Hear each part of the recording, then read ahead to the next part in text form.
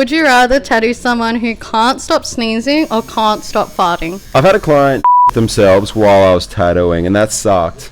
But if your clients can't stop sneezing, you're going to up the tattoo. So I guess it depends if you'd rather have a bad tat at the end of it or just stink.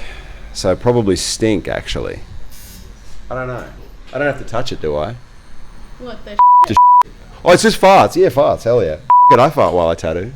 Come on in. Come to Mark Tattoo. I'll fart on you.